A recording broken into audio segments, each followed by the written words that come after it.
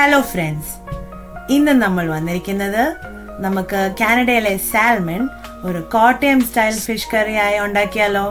ഇത് നല്ല മുളകിട്ട ഫിഷ് കറിയാണ്. അപ്പം നല്ല ചൂട് ചോറും മോര് കറിയും ഒരു ക്യാബേജ് തോരനും ഉണ്ടെങ്കിൽ ആഹാ, നല്ല അടിപൊളി ടേസ്റ്റ് ആണ്. അപ്പോൾ നമുക്ക് റെസിപ്പിയിലേക്ക് പോവാം. ഇത് ഞങ്ങൾ കോസ്കോന്ന് മേടിച്ച ഫ്രഷ് വൈൽഡ് കോട്ട് ഫിഷ് ആണ്. ഇതൊന്ന് ഫ്രീസ് ചെയ്യുവാണെങ്കിൽ നമുക്ക് ഈസി ആയിട്ട് സ്കിന്ന് റിമൂവ് ചെയ്യാം. ഇതുപോലെ ഞങ്ങൾ യൂഷ്വലി സ്കിന്ന് റിമൂവ് ചെയ്തിട്ടാണ് ഫിഷ് കറി ഉണ്ടാക്കുന്നത്.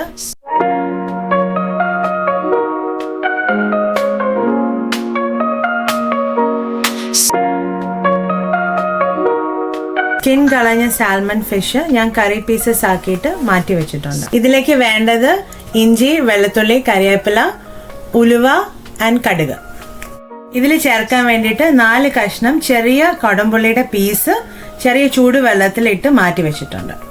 വെളിച്ചെണ്ണ നന്നായി ചൂടായി വരുമ്പോൾ കടുക്, ഉലുവ, കറിവേപ്പില, ഇഞ്ചി അരിഞ്ഞതും വെളുത്തുള്ളി അരിഞ്ഞതും നന്നായി മൂപ്പിച്ചെടുക്കണം.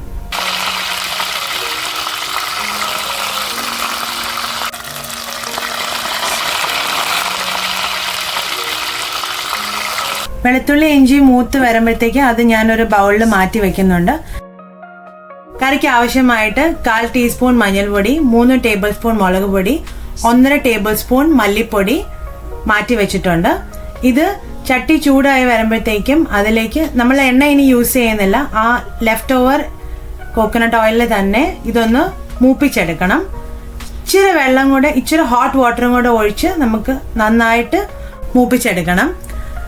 എണ്ണ ഒന്ന് തെളിഞ്ഞ് വരുമ്പോഴത്തേക്കും നമ്മൾ ഹോട്ട് വാട്ടറും ആ പുളി വെള്ളം കൂടെ ഒഴിച്ച് നന്നായിട്ട് ബോയിൽ ആവുന്നോടം വരെ വെയിറ്റ് ചെയ്യണം. ഞാനിവിടെ 3 കപ്പ് ഹോട്ട് വാട്ടർ ആണ് എടുത്തിരിക്കുന്നത്.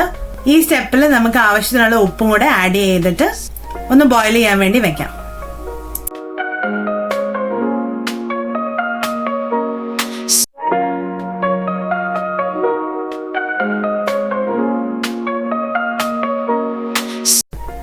കറി നന്നായിട്ട് ബോയിലായി വരുമ്പോഴത്തേക്കും നമുക്ക് അതിലേക്ക് മാറ്റി വെച്ച സാൽമൺ പീസസ് ഇടാം. എന്നിട്ട് അത് നന്നായിട്ട് ഒന്ന് കുക്ക് ചെയ്ത് വരണം.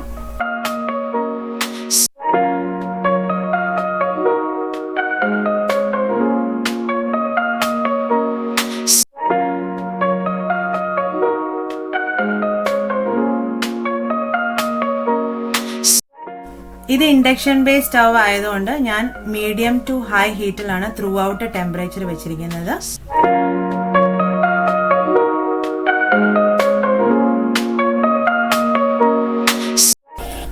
നല്ലൊരു തിള വരുമ്പോഴത്തേക്കും നമുക്ക് ഉപ്പും പുളിയും പാകമാണോ നോക്കാം. ആവശ്യാനുസരണം ചേർക്കാവുന്നതാണ്. എല്ലാം പാകത്തിനാണെങ്കിൽ നമ്മൾ നേരത്തെ മൂപ്പിച്ച് വെച്ച വെളുത്തുള്ളി ഇഞ്ചിയും കൂടെ അതിൻ്റെ മുകളിലായിട്ട് ഗാർണിഷിങ് ഇടുക. എന്നിട്ട് ഒന്നും കൂടെ ഒന്ന് തിളപ്പിക്കാൻ വെക്കുക. ആഹാ, നമ്മുടെ സാൽമൺ തിളയ്ക്കുന്നത് കണ്ടോ? ദാ നമ്മൾ അങ്ങനെ കാനഡയിലെ സാൽമൺ ഒരു കോട്ടയം സ്റ്റൈലിൽ മുളകിട്ട മീൻ കറി ആക്കിയിട്ടുണ്ട്. ചൂട് ചോറും മോര് കറിയും ക്യാബേജും ഒക്കെ ഇട്ട് ഒരു പിടി പിടിച്ചാലോ. അപ്പോൾ എൻജോയ്.